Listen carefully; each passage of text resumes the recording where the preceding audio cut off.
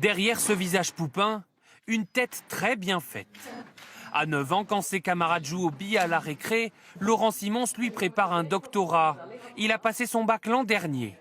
Le petit surdoué originaire de Belgique étudie maintenant l'ingénierie dans une université des Pays-Bas, après une scolarité éclair. Je ne suis resté que 2 ans à l'école primaire. J'ai passé 1 an et demi au collège, mais pour moi tout ça est assez normal. Le mois prochain, il devrait donc devenir le plus jeune enfant du monde à obtenir un diplôme universitaire. Une fierté pour ses parents qui encouragent leur fils.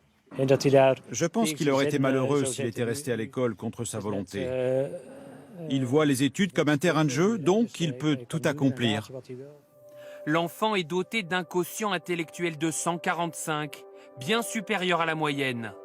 Son parcours, certes exceptionnel, peut s'expliquer selon ce spécialiste du cerveau. Biologiquement n'existe pas. Chaque cerveau a, à l'intérieur de la tête, donc chaque enfant a un système plus complexe que l'Internet mondial.